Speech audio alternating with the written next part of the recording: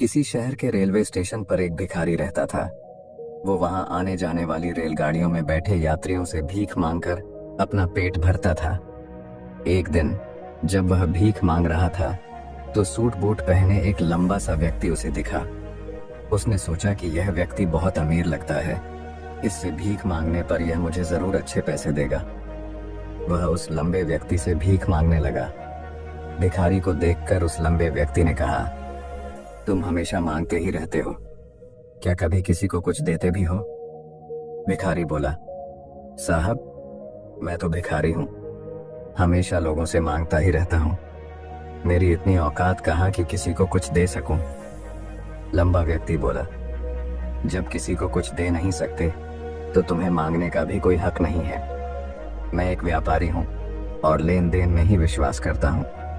अगर तुम्हारे पास मुझे कुछ देने को हो तभी मैं तुम्हें बदले में कुछ दे सकता हूं। इतना कहने के बाद वह लंबा आदमी ट्रेन में बैठकर चला गया। इधर भिखारी उसकी कही गई बात के बारे में सोचने लगा। उस लंबे व्यक्ति के द्वारा कही गई बात उस भिखारी के दिल में उतर गई। वह सोचने लगा कि शायद मुझे भीख में अधिक पैसा इसीलिए नहीं मिलता क्योंकि मैं उसके बदले में किसी को कुछ दे नहीं पाता हूँ। लेकिन मैं तो भिखारी हूँ, किसी को कुछ देने लायक भी नहीं हूँ। लेकिन कब तक मैं लोगों को बिना कुछ दिए केवल मांगता ही रहूंगा। बहुत सोचने के बाद उस भिखारी ने निर्णय किया कि जो भी व्यक्ति उसे भीख देगा उसके बदले में वह भी उस व्यक्ति को कुछ जरूर देगा। लेकिन अब उसके दिमाग में यह प्रश्न चल रहा था कि वह खुद भिखारी है तो भीख के बदले में वह दूसरों को क्या दे सकता है। इस बात को सोचते हुए 2 दिन हो गए, लेकिन उसे अपने प्रश्न का कोई उत्तर नहीं मिला था।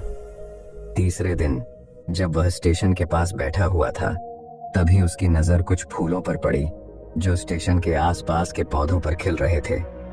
उसने सोचा, क्यों ना मैं लोगों को भीख के बदले कुछ फूल दे दिया करूं। उसको अपना यह विचार अच्छा लगा और उसने वहां से कुछ फूल तोड़ लिए। अब वह ट्रेन में भीख मांगने पहुंचा। अब जब भी कोई उसे भीख देता तो उसके बदले में वह भीख देने वाले को कुछ फूल दे देता। उन फूलों को लोग खुश होकर अपने पास रख लेते थे। अब भिखारी रोज फूल तोड़ता और भीख के बदले में उन फूलों को लोगों में बांट देता था। कुछ ही दिनों में उसने महसूस किया कि अब उसे बहुत अधिक लोग भीख देने लगे हैं। वह स्टेशन के पास के सभी फूलों को तोड़ लाता था।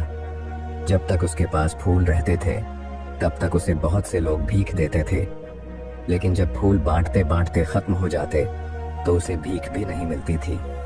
अब रोज ऐसा ही चलता रहा। एक दिन जब वह भीख मांग रहा था तो उसने देखा कि वही लंबा व्यक्ति ट्रेन में बैठा है, जिसकी वजह से उसे भीख के बदले फूल देने की प्रेरणा मिली थी। वह तुरंत उस व्यक्ति के पास पहुंच गया और भीख मांगते हुए बोला, आज मेरे पास आपको देने के लिए कुछ फूल हैं। आप मुझे भीख दीजिए तो बदले में मैं आपको कुछ फूल दूंगा।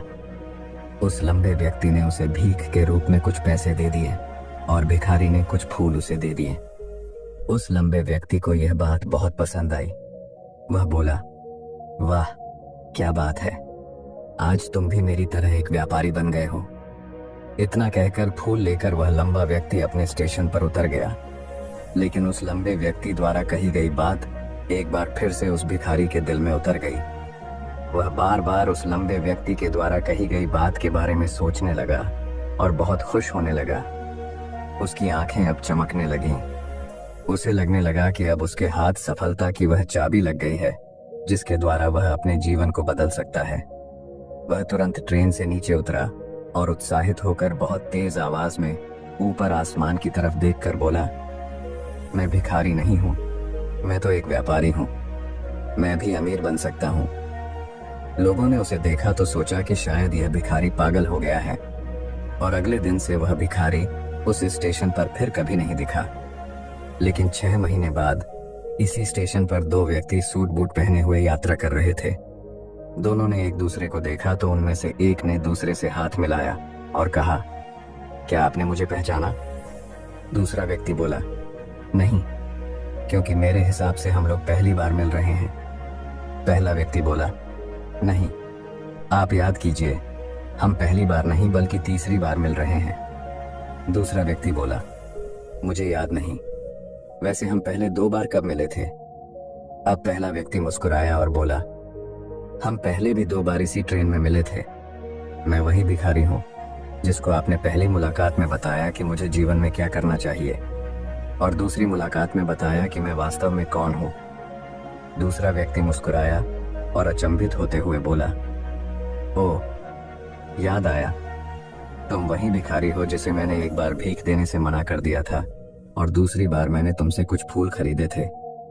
लेकिन आज तुम ये सूट बूट में कहाँ जा रहे हो और आजकल क्या कर रहे हो? तब पहला व्यक्ति बोला, हाँ, मैं वही भिखारी हूँ, लेकिन आज मैं फूलों का एक बहुत बड़ा व्यापारी हूँ और इसी व्यापार के काम से ही दूसरे शहर जा रहा हूँ। कुछ देर रुकने के बाद वह फिर बोला, आपने मुझे पहली मुलाकात में प्रकृति का वह नियम बताया था जिसके अनुसार हमें तभी कुछ मिलता है जब हम कुछ देते हैं। लेन देन का यह नियम वास्तव में काम करता है। मैंने यह बहुत अच्छी तरह महसूस किया है, लेकिन मैं खुद को हमेशा भिखारी ही समझता रहा। इससे ऊपर उठकर मैंने कभी सोचा ही नहीं। और जब आपसे मेरी दूसरी मुलाकात हुई तब आपने मुझे बताया कि मैं एक व्यापारी बन चुका हूँ। अब मैं समझ चुका था कि मैं वास्तव में एक भिखारी नहीं बल्कि व्यापारी बन चुका हूँ। मैंने समझ लिया था कि लोग मुझे इतनी भीख क्यों दे रहे हैं, क्योंकि वह मुझे भीख नहीं दे रहे थे बल्कि उन फूलों का मूल्य चुका रहे थे। सभी लोग मेरे फूल खरीद रहे थे क्योंकि इससे सस्ते फूल उन्हें कहाँ मिलते। मैं लोगों की नजरों में एक छोटा व्यापारी था, लेकिन मैं अपनी नजरों में एक भिखारी ही था। आपके बताने पर मुझे समझ आ गया कि मैं एक छोटा व्यापारी हूँ।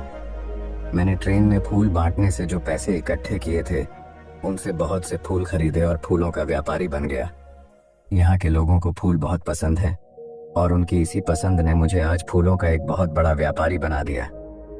दोनों व्यापारी अब खुश थे और स्टेशन आने पर साथ उतरे और अपने अपने व्यापार की बात करते हुए आगे बढ़ गए। दोस्तों, इस कहानी से हमें बहुत कुछ सीखने को मिलता है। कहानी में लंबा व्यापारी गिव एंड टेक के नियम को बहुत अच्छी तरह जानता था। दुनिया के सभी बड़े व्यापारी इसी जीवन के नियम का उपयोग करके सफल हुए हैं। इस फॉर्मूले को उसने भिखारी को भी बताया। भिखारी ने इस प्राकृतिक नियम को अपना लिया और इसका असर उसके जीवन में साफ दिखाई देने लगा। उसने अपनी सोच बदली और उसकी जिंदगी बदल गई। यह कहानी हमें बताती है कि हम यदि अपनी सोच बदल लें तो कुछ भी हासिल किया जा सकता है। यदि हम खुद को छोटा समझते रहेंगे तो हम हमेशा छोटे ही बने रहेंगे। बड़ा बनने के लिए हमें अपनी सोच को बदलना होगा और खुद के बारे में बड़ा सोचना होगा।